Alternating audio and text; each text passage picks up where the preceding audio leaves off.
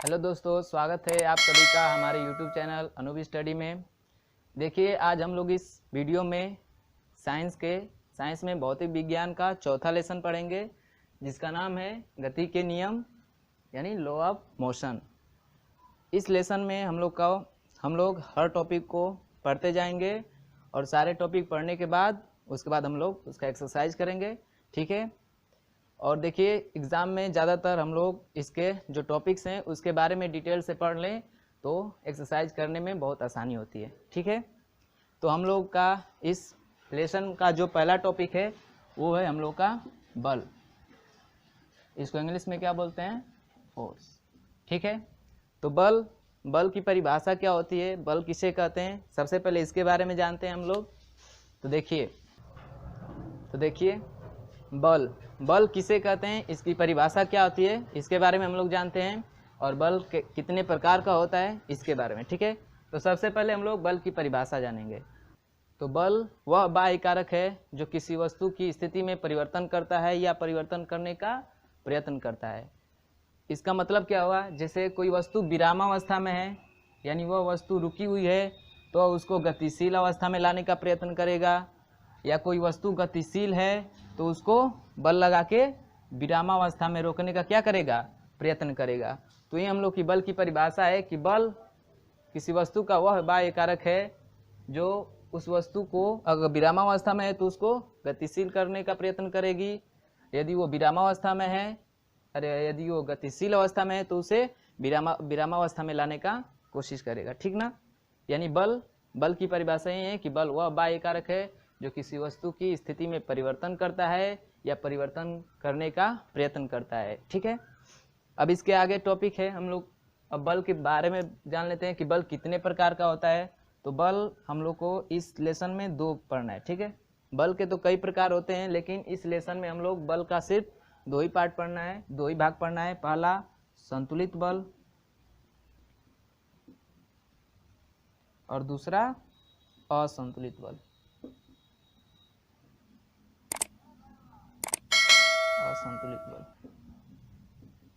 ठीक है।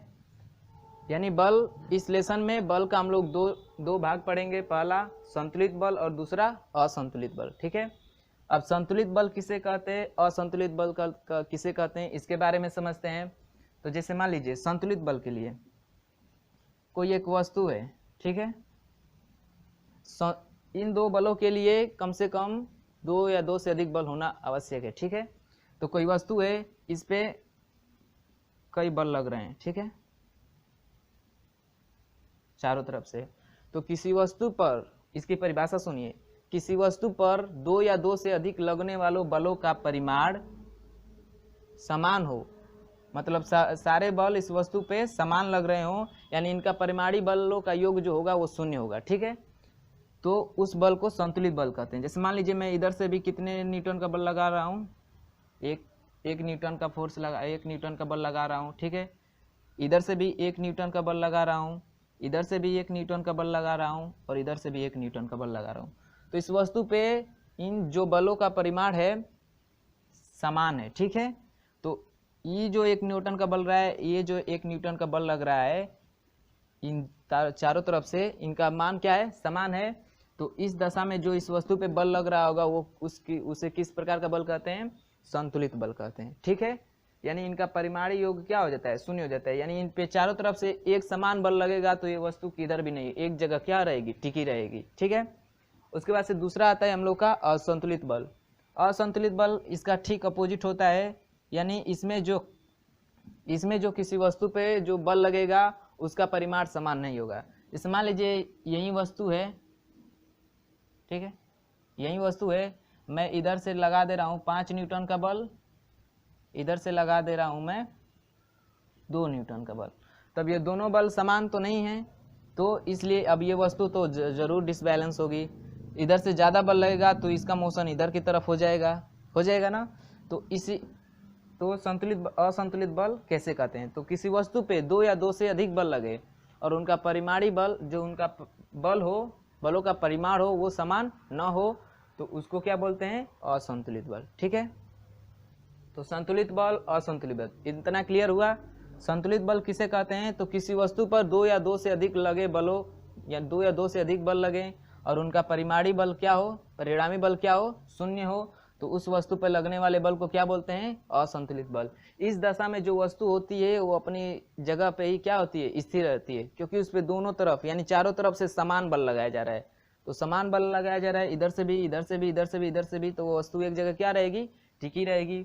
दूसरा आता है असंतुलित बल, यानी उस वस्तु पे जो बल लगेगा दो या दो से अधिक, उनका परिमाण जो होगा बराबर नहीं होगा, यानी उनका जो परिमाणी बल होगा, परिणामी बल, वो क्या होगा? शून्य नहीं होगा।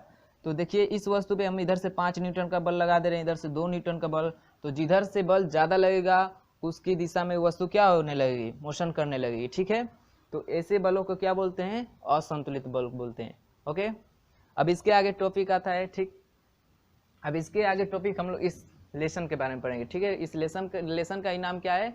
गति के नियम। तो अगला हम लोग का टॉपिक है गति के नियम ही।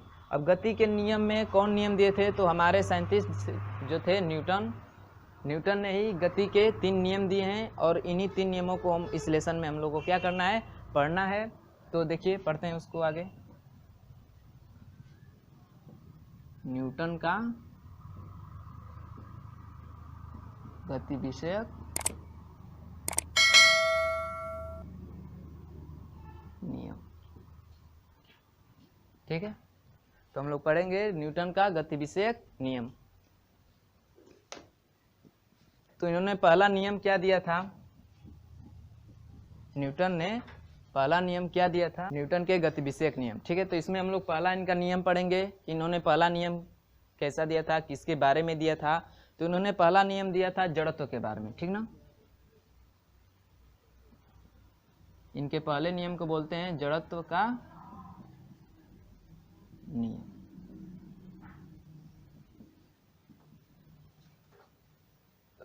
तो इनका पहला नियम था किसका? जड़त्व का नियम। ठीक है, तो न्यूटन के पहले एक गैलीलियो नामक वैज्ञानिक थे जो इन्हीं के नियम को, मतलब इनसे पहले इस नियम को बारे में बताए थे, जड़त्व के नियम के बारे में, लेकिन उन्होंने कुछ चीज़ें बताना भूल गए थे, जिनके कारण उनका नियम जो हो गया फॉल्स हो गया। ठीक ना, तो न्यूटन ने क्या कहा? उन्हीं गैलीलियो की बात बोले थे न्यूटन ने भी। गैलीलियो ने क्या कहा था?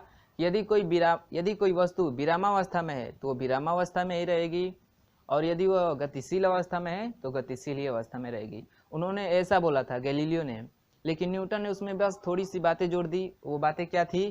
तो न्यूटन ने ये बोल दिया जड़त्व के नियम में, यानी उनका पहला नियम था गति विषयक में, तो उन्होंने ये बोला कि यदि कोई वस्तु विरामावस्था में है तो विरामावस्था में ही रहना चाहेगी, यदि वो गतिशील अवस्था में है तो गतिशील ही अवस्था में रहना चाहेगी, जब तक उस पर कोई बाह्य बल न लगाया जाए। उन्होंने ये बोल दिया कि जब तक उस पर बाह्य बल न लगाया जाए तब तक वो वस्तु जिस अवस्था में है उसी अवस्था में रहना चाहेगी। ठीक है, जैसे मान लीजिए कोई वस्तु है, उसको हम लोग गतिशील कर दिए हैं, मोशन कर रही है, तो जड़त्व के नियमानुसार ये क्या करती रहेगी? मोशन ही करती रहेगी। लेकिन ऐसा नहीं ना है, कोई वस्तु मोशन में, जैसे कोई वस्तु है उसको हम लोग मोशन करा देते हैं, कहीं ऐसे लुढ़का देते हैं, तो लुढ़कती नहीं रह जाती है, वो जाके कुछ दूर जाके क्या हो जाती है? रुक जाती है। लेकिन इसके रुकने का भी कारण क्या है? कि इस पर एक बल लगता है, बाह्य बल लगता है, इस कारण ये रुक जाती है। लेकिन गैलीलियो ने ये नहीं कहा था, उन्होंने बस कहा था कि यदि कोई वस्तु गतिशील है तो गतिशील ही रहेगी, विरामावस्था में है तो विरामावस्था में ही रहेगी, लेकिन ऐसा संभव नहीं है। ठीक है, यदि कोई वस्तु गतिशील है तो वो जरूर रुक जाती है। अब रुकने का कारण बताए थे न्यूटन ने, क्यों बताए थे उन्होंने? कि इस पर कोई बाह्य बल जब तक न लगाया जाए तब तक। लेकिन जब कोई वस्तु गतिशील रहती है तो उसमें घर्षण बल लगता है, जिसके कारण ये क्या हो जाती है? रुक जाती है, यानी इस पर कोई बाह्य बल कार्य करेगा तभी रुके।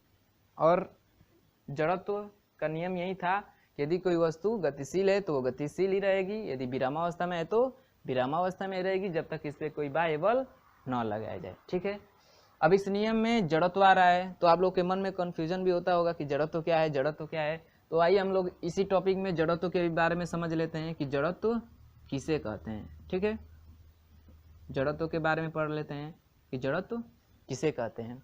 तो जड़त्व देखिए पढ़ लेते हैं जड़त्व के बारे में। ठीक है, इसी नियम में जड़त्व आता है, तो जड़त्व के बारे में पढ़ ले रहे हैं। तो देखिए जड़त्व की परिभाषा क्या होती है? तो जड़त्व किसी वस्तु का वह गुण है जो अपने जो वो वस्तु है अपने स्थिति में परिवर्तन जो होता है उसका विरोध करती है, ठीक ना। यदि वो गतिशील है और उसको कोई विरामावस्था में लाना चाहेगी तो उसका विरोध करेगी, वो सोचेगी कि मैं गतिशील में ही रहूं। यदि वो विरामावस्था में है और उसे कोई गतिशील करे तो वो सोचेगी कि मैं विरामावस्था में रहूं। तो जड़त्व किसी वस्तु का वह गुण है जो अपनी स्थिति में होने वाले परिवर्तन का क्या करता है, विरोध करता है, ठीक है। जड़त्व किसी वस्तु का वह गुण है जो उसकी स्थिति में होने वाले परिवर्तन का क्या करता है, विरोध करता है। अब देखिए आप लोग के एग्जाम में इससे रिलेटेड क्वेश्चन भी पूछे जा सकते हैं। और जड़त्व के मैं कुछ उदाहरण बता देता हूं और वो उदाहरण ही पूछे जाते हैं। मान लीजिए दिया रहता है कि यदि कोई गाड़ी है, मोटरसाइकिल है या कोई भी गाड़ी है, जिसके अचानक चलने से उस पर जो बैठा यात्री होता है उसमें वो पीछे की तरफ क्या हो जाता है, इससे पीछे की तरफ क्या हो जाता है, लुढ़क जाता है। तो किसके कारण होता है, जड़त्व के कारण। जानते हैं कैसे। जैसे मान लीजिए कोई मोटरसाइकिल है, ठीक है, जैसे भी हो, ये मोटरसाइकिल है, इस पे कोई आदमी बैठा हुआ है, ठीक ना, ये चलाने वाला है। अब इस पे बैठा हुआ है तो ये क्या है, विरामावस्था में। अब ये क्या है, विरामावस्था में है। और जड़त्व का नियम हम लोग पढ़े हैं कि जड़त्व किसी वस्तु का वह गुण है जो अपनी स्थिति में होने वाले परिवर्तन का क्या करता है, विरोध करता है। इतना पढ़े हैं। तो देखिए अभी ये क्या है, विरामावस्था में है। इस पर जो व्यक्ति बैठा है वो भी विरामावस्था में है। अब जैसे ये गाड़ी स्टार्ट करता है, जैसे ये गाड़ी स्टार्ट करता है तो जो भाग, इसकी बॉडी का जो भाग इस गाड़ी के टच में है वो तो गति की अवस्था में हो जाता है इसके साथ, लेकिन जो ऊपर का पोर्शन होता है वो अभी विरामावस्था में ही रहना चाहता है जड़त्व के नियमानुसार, ठीक है। क्योंकि ये विरामावस्था में है। जैसे ही गाड़ी स्टार्ट करता है तो गाड़ी आगे बढ़ती है तो उसका नीचे वाला पोर्शन तो गाड़ी के साथ गतिशील हो जाता है, लेकिन ऊपर वाला पोर्शन क्या रहता है, विरामावस्था में रहना चाहता है। इसलिए वो कुछ समय, इसलिए व्यक्ति जो इस पर बैठा रहता है वो क्या होता है, पीछे की तरफ लुढ़क जाता है, ठीक। यही पोर्शन फिर आगे जाते जाते मान लो ब्रेक मारा जाता है गाड़ी का, तो फिर उस पर जो बैठा हुआ व्यक्ति वो क्या हो जाता है, आगे की तरफ झुक जाता है। वो फिर क्या होता है, वही जड़त्व। अब ये गतिशील में है, पूरी बॉडी गतिशील में है। अब जैसे ही ब्रेक मारता है उसका नीचे वाला पोर्शन तो गाड़ी के संपर्क में है ना, तो गाड़ी रुकेगी तो ये तो विरामावस्था में हो जाएगा, लेकिन जो ऊपर वाला पोर्शन होता है बॉडी का वो गतिशील ही रहता है अभी। और गतिशील जड़त्व के नियमानुसार अभी गतिशील में ही रहना चाहता है, इसलिए व्यक्ति जो होता है गाड़ी पे बैठा हुआ वो क्या होता है, आगे की तरफ झुक जाता है। यही होता है मोड़ों पे भी। मोड़ों पे भी जब बसें या गाड़ियाँ मोड़ा जाता है तो जिस डायरेक्शन में मोड़ा जाता है उसके अपोजिट डायरेक्शन में क्या होता है, व्यक्ति ऐसे लुढ़क जाते हैं, ठीक। तो ये सब किसका उदाहरण है, जड़त्व का उदाहरण है। और जड़त्व का उदाहरण पूछा जाता है एग्जाम में। जैसे मान लो कोई डाली है, जैसे डाली हिलाकर आम तोड़ा जाता है ना, तो वो भी किसके नियम में आता है, जड़त्व के नियम में आता है। उसको समझ लेते हैं कैसे। मान लीजिए कोई फल है, इस डाल पे लटका हुआ है, आम है, ठीक है, डाल पे लटका हुआ है। तो इसको तोड़ने के लिए हम लोग क्या करते हैं, देखिए जड़त्व का इसमें नियम देखिए। जैसे ही डाली को हिलाते हैं हम लोग तोड़ने के लिए फल को, तो ये फल तो किस में है, विरामावस्था में है ना, ये फल किस में है, विरामावस्था में है।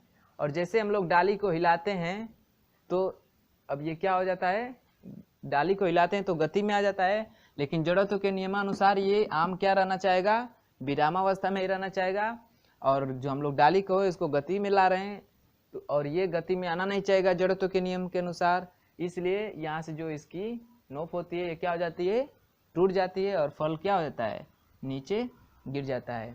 अगर देखे होंगे कोई आम जो होते हैं या कोई भी फल हो, हिलाते हैं तो वो जल्दी टूटता नहीं है। क्यों, क्योंकि वो भी डाली के साथ मोशन में आ गया तो टूटेगा नहीं, ठीक है, वो टूटेगा नहीं। लेकिन जो मोशन में नहीं आना चाहिए, यानी जिस पे जड़त्व का नियम अगर ज़्यादा लागू है तो वहीं आम क्या हो जाते हैं, टूट जाते हैं, ठीक है। कभी कंबल झाड़े होंगे आप लोग, कंबल का झाड़ना भी किस में आता है, जड़त्व का ही उदाहरण है। जैसे मान लीजिए कोई कंबल है, इसमें धूल के पार्टिकल क्या है, फंसे हुए हैं। तो जैसे हम लोग इस कंबल पे डंडा मारते हैं तो कंबल क्या हो जाता है, मोशन में आ जाता है, लेकिन उसमें जो धूल के पार्टिकल होते हैं वो विरामावस्था में ही रहना चाहते हैं। जैसे इस पर जैसे ही लाठी मारेंगे तो ये क्या होगा, कुछ ऐसा होगा, और इसमें का जो इस तरह होगा कुछ ऐसे, और इसमें का जो धूल कण होंगे इसमें फंसे होंगे वो नीचे क्या हो जाएंगे, गिर जाएंगे। तो ये सब क्या है, हम लोग का जड़त्व में आता है, ठीक है। जड़त्व के सब उदाहरण है। जैसे गाड़ी के अचानक चलने से व्यक्ति जो उस पर बैठा वो पीछे की तरफ झुक जाना, फिर अचानक गाड़ी को ब्रेक मारने पर व्यक्ति का आगे की तरफ झुक जाना। जैसे मोड़ है, मोड़ों पर मोड़ के विपरीत दिशा में झुकना। ठीक, आम डाली, जैसे आम का डाली को हिलाकर कोई फल तोड़ना या कंबल झाड़ना, ये सब किसके उदाहरण है? हम लोग के जड़त्व का। ठीक है, और इसी जड़त्व में जो पहला नियम था, इसी जड़त्व के बारे में बताया था किसने? न्यूटन ने। तो इस नियम को हम लोग बोलते हैं जड़त्व का नियम। न्यूटन के पहले नियम को क्या बोलते हैं? जड़त्व का नियम। ये भी आपको क्वेश्चन में पूछा जा सकता है। ठीक है, तो फिर से इस नियम को बता देते हैं कि जड़त्व के नियम में न्यूटन ने क्या बताया था कि यदि कोई वस्तु गतिशील है तो गतिशील ही रहना चाहेगी, यदि विरामावस्था में है तो विरामावस्था में ही रहना चाहेगी, जब तक उस पर कोई बाह्य बल न लगाया जाए। ठीक है, इतना क्लियर है। आगे हम लोग पढ़ते हैं इनका दूसरा नियम, द्वितीयक नियम, जिसको बोलते हैं बल का नियम। ठीक है, तो इसको अगर इतना नोट करना होगा तो वीडियो को पॉज करके नोट कर लीजिएगा, मैं इसको इरेज कर रहा हूँ। ठीक है, तो इनका दूसरा जो नियम था वो बल का नियम था, यानी इनका दूसरा जो नियम था उस नियम को बोलते हैं बल का नियम। बल का नियम। इस नियम में क्या बताया था न्यूटन ने? दूसरे नियम में, बल के नियम में, कि किसी वस्तु पे लगाया गया कुल बल यानी फोर्स, किसी वस्तु पे लगाया गया कुल बल उस वस्तु के द्रव्यमान किसको दिखाते हैं? द्रव्यमान को किससे दिखाते हैं? उस वस्तु के द्रव्यमान और बल लगाने से उस वस्तु में उत्पन्न त्वरण के गुणनफल के बराबर होता है। ठीक है, बल के नियम में न्यूटन ने यह बताया था कि किस वस्तु पे लगाया गया कुल बल उस वस्तु के द्रव्यमान और उसमें उत्पन्न त्वरण के गुणनफल के क्या होता है? बराबर होता है। जैसे बल को हम लोग किससे दर्शाते हैं? F से, द्रव्यमान को m से और त्वरण को a से। ठीक है, तो ये हम लोग का दूसरा नियम है कि न्यूटन का, किसी वस्तु पे लगाया गया कुल बल, नेट बल, उस वस्तु के द्रव्यमान और उसमें उत्पन्न त्वरण के गुणनफल के क्या होता है? बराबर होता है। ये कौन सा नियम था हम लोग का? दूसरा नियम। वो क्या है? बल का नियम। और बल का नियम में इतना ही आपको याद रखना है, फार्मूला याद रख लीजिए। ठीक है, फार्मूला ही पूछा जाता है, इसी को इधर उधर करके पूछा जाएगा, इसी में से ए निकालना होगा तो क्या हो जाएगा? F/m हो जाएगा। यदि m लाना हो तो F/a हो जाएगा। तो ये फार्मूला भी आप लोग ध्यान में रखिएगा, ये फार्मूला भी आपको क्वेश्चन में पूछे जाते हैं। ठीक है, या ऐसे पूछ दिया जाएगा कि न्यूटन का दूसरा नियम है और कुछ फार्मूले दे दिए रहेंगे, तो दूसरा नियम आपको ये दिखे, इन तीनों में से कोई भी दिखे तो उस पर आप लोग ठीक मार दीजिएगा। ठीक है, आगे पढ़ते हैं हम लोग इनका तीसरा नियम। ये तीसरा नियम पढ़ने से पहले इसके बारे में जान लेते हैं, इसके मात्रा के बारे में। ठीक है, बल के मात्रा के बारे में जान लेते हैं।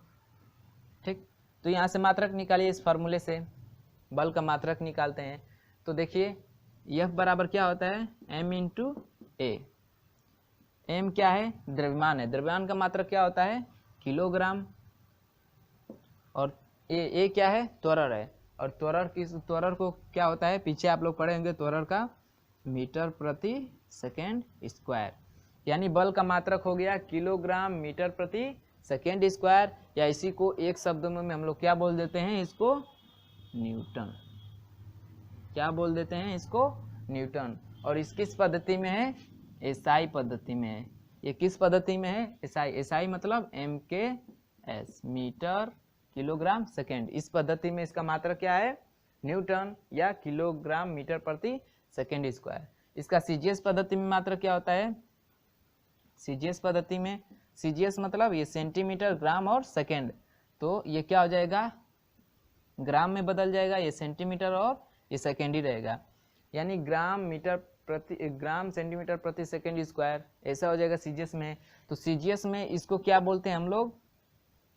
सीजीएस में इसको क्या हो जाएगा? ग्राम सेंटीमीटर प्रति सेकेंड स्क्वायर, ये सीजीएस में हो जाएगा। आईसी को क्या बोलते हैं हम लोग? डाइन बोलते हैं। क्या बोलते हैं? डाइन। अब इसमें फर्क है, ये एमकेएस में है, ये सीजीएस में है। तो यहाँ पे किलोग्राम की जगह पे ग्राम है, मीटर की जगह पे सेंटीमीटर है और सेकंड तो सब में होता है, ठीक है। तो ये होता है एमकेएस पद्धति में न्यूटन होता है और सीजीएस पद्धति में डाइन होता है। ये भी पूछा जा जाता है आपका एग्जामों में। और इसमें सबसे इम्पोर्टेंट ये है कि ये पूछा जाता है कि 1 न्यूटन में कितने डाइन होते हैं, तो 10⁵ डाइन होता है, ठीक है। 1 न्यूटन जो बराबर होता है वो 10⁵ डाइन के बराबर होता है, ठीक है। इतना क्लियर है। अब 10⁵ डाइन कैसे है ये भी समझना है, तो ये इसी फार्मूले से समझ लीजिए। इसको चेंज करते हैं हम लोग सीजीएस पद्धति में, तो इसको चेंज करेंगे सीजीएस पद्धति में तो किलोग्राम, 1 किलोग्राम कितने ग्राम के बराबर होगा 1000 ग्राम के, ठीक। अब ये मीटर, 1 मीटर कितने सेंटीमीटर के बराबर होगा 100 सेंटीमीटर के बराबर। और सेकेंड तो दोनों में है तो इसको चेंज ही नहीं करना है, सेकेंड स्क्वायर ही रह जाएगा। अब इन देखिए ये 10⁵2 है, मतलब ये 10 के आगे 3 जीरो हैं, यहाँ पे 10⁵2 जीरो हैं। तो इसको कोटिमान पढ़े होंगे तो आप पढ़े होंगे कि जितने जीरो होते हैं पावर उतना लगता है। तो यहाँ पे 10⁵3 लगा और यहाँ पे 10⁵2 लगा। अब इसका आधार बराबर है तो घातें जुड़ जाती हैं, ये भी नियम पढ़े होंगे मैथ में। तो ये कितना हो जाएगा, आधार सेम है तो घातें जुड़ जाएंगी तो 3 + 2 यानी 10⁵5। तो यही आता है हम लोग का, जो इसको चेंज करते हैं सीजीएस पद्धति में तो हम लोग को इतना आता है, इतना ग्राम सेंटीमीटर प्रति सेकेंड स्क्वायर आता है। यही हम लोग का क्या होता है, मात्रक होता है सीजीएस पद्धति में, किसका, बल का। और इतने को ही हम लोग डाइन बोलते हैं ना, इतने को ही, तो इसको लिख सकते हैं ना 10⁵5 डाइन, ठीक। तो यही जो होता है 1 न्यूटन जो बल होता है वो 10⁵5 डाइन के बराबर होता है, ठीक है। इतना क्लियर है। अगर नोट करना होगा तो फिर से आप वीडियो को पॉज करिए, इतना नोट। तो चलिए 2 नियम हो गए न्यूटन के गति विषयक नियम में 2 नियम हम लोग पढ़ लिए। अब तीसरा नियम पढ़ते हैं। तीसरा नियम क्या है उनका, तीसरा नियम क्या है, तो तीसरा नियम को कौन सा नियम बोलते हैं, क्रिया प्रतिक्रिया का नियम। क्या बोलते हैं, क्रिया प्रतिक्रिया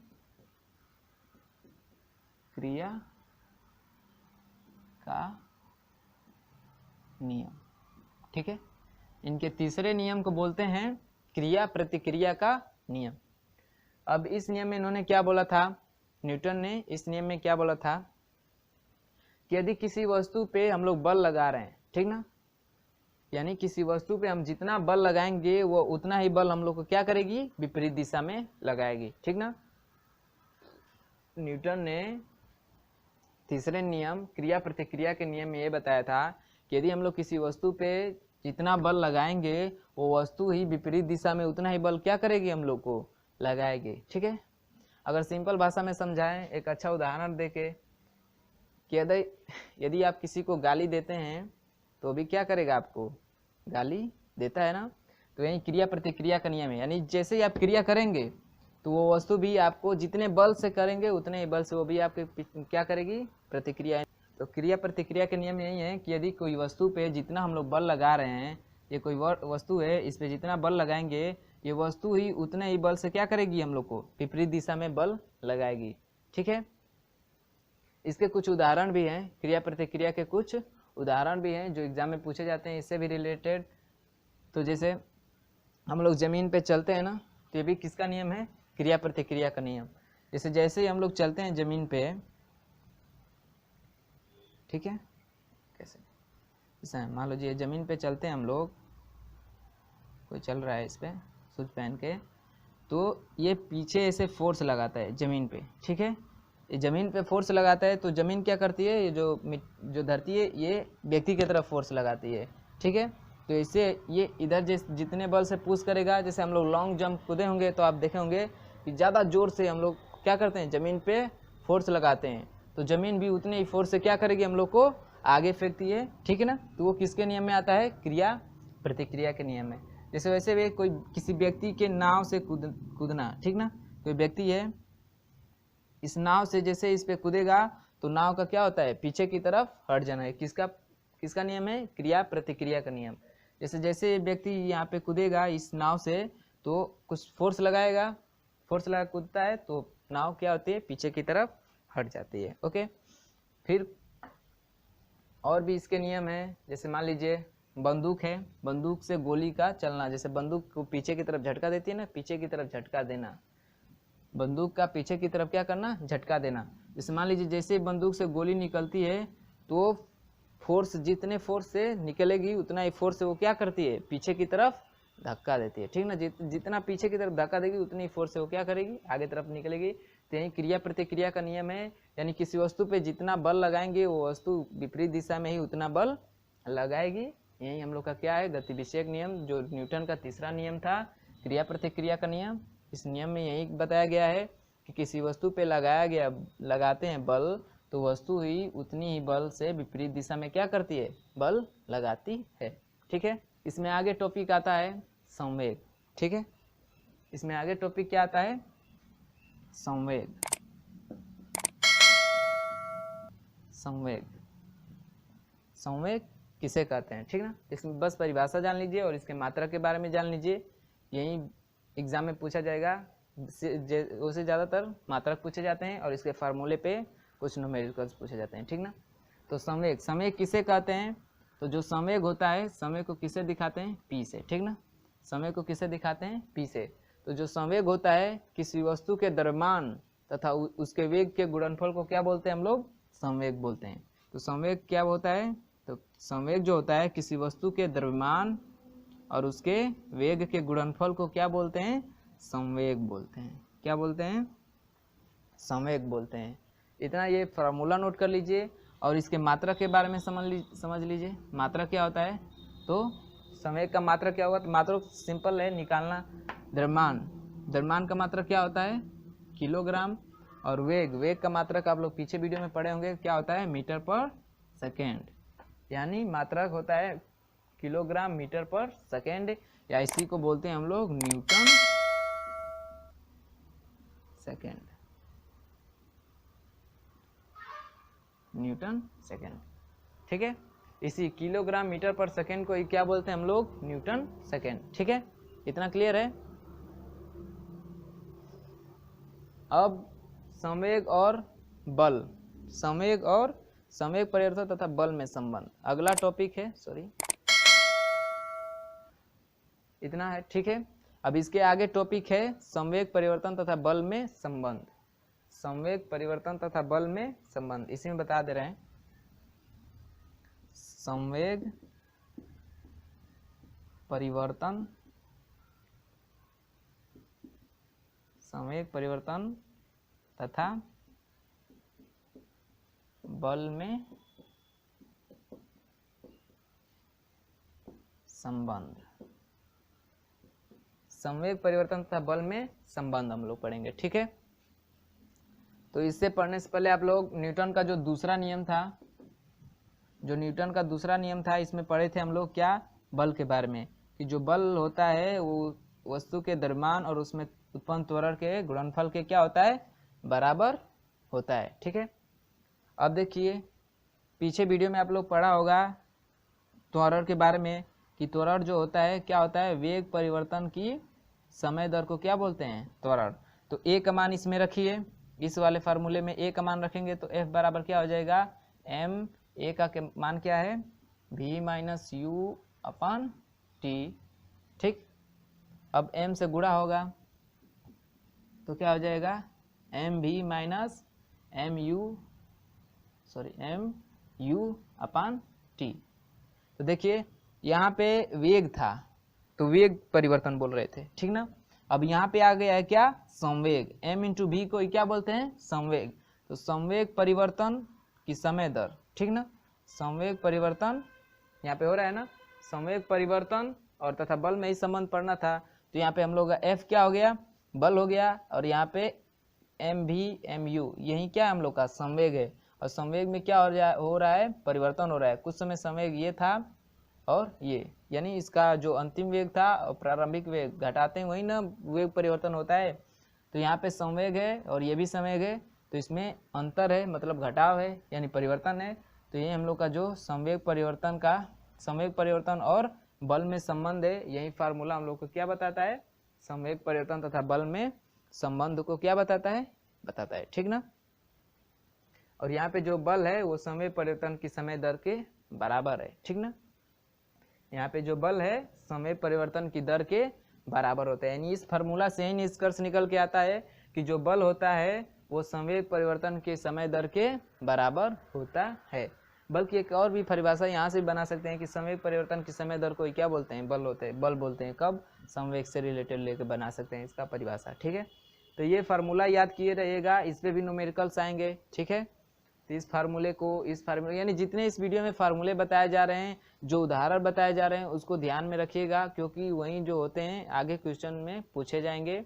और जब क्वेश्चन शुरू करेंगे वीडियो, मतलब ये पूरा चैप्टर पढ़ाने के बाद इस वीडियो में, तो देखिएगा उस क्वेश्चन में वो उदाहरण कुछ न्यूमेरिकल्स ऐसे आएंगे। ठीक है, अब इसके आगे पढ़ते हैं बल का आवेग। अगला टॉपिक है हम लोग का कौन सा? बल का आवेग। ये इरेज कर देना। ठीक है, तो आगे टॉपिक है हम लोग का बल का आवेग। ये भी बहुत इंपॉर्टेंट है,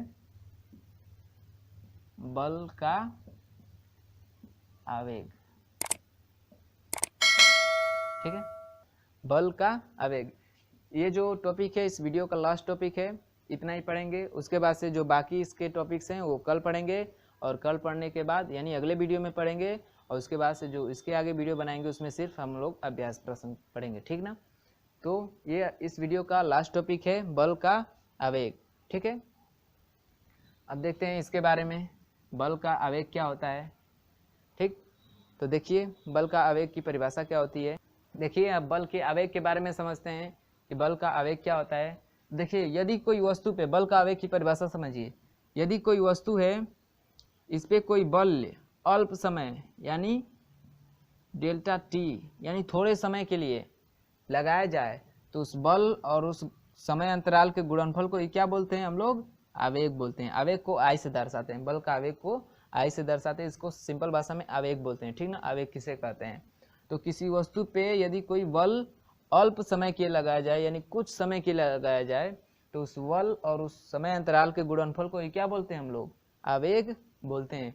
इसके भी कई उदाहरण, जैसे क्रिकेट खेलते समय खिलाड़ियों को देखे होंगे, कैच करते समय कैच करता है तो वो हाथ को ऐसे खींचता है। वो किस लिए खींचता है?